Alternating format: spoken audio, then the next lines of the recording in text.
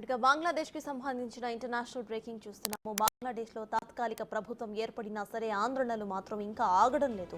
ఆందోళన నేపథ్యంలో ప్రాణాలు కోల్పోతున్నారు ప్రజలు. దీంతో ప్రాణ భయంతో బంగ్లాదేశీయులు భారత్ లోకి వచ్చేందుకు ప్రయత్నిస్తున్నారు. బంగ్లాదేశ్ ను వదిలి భారత్ లో ఆశ్రయం పొందేందుకు వందలాది మంది సరిహద్దుకు చేరుకుంటున్నారు. కాగా వారిని బీఎస్ఎఫ్ అడ్డుకుంటోంది.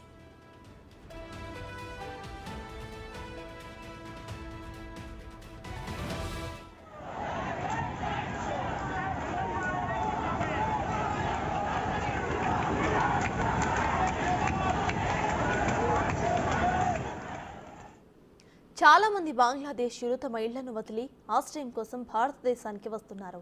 బంగ్లాదేశ్ సరిహద్దుకు చేరుకుంటున్నారు. శరణార్థులు భారత్లోకి ప్రవేశించేందుకు అనుమతి కోరుతున్నారు.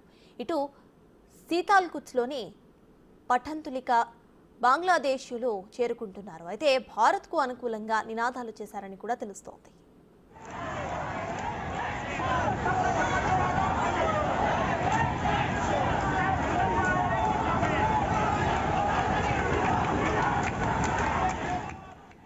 ఇక మరోవైపు బంగ్లాదేశ్లో భారతీయులు ఇతర వర్గాల భద్రతా పర్యవేక్షణకు కేంద్ర ప్రభుత్వం ప్రత్యేక కమిటీను వేసింది. బంగ్లాదేశ్ అధికారులతో ఈ కమిటీ నిరంతరం సంప్రదింపులు చేస్తుంది.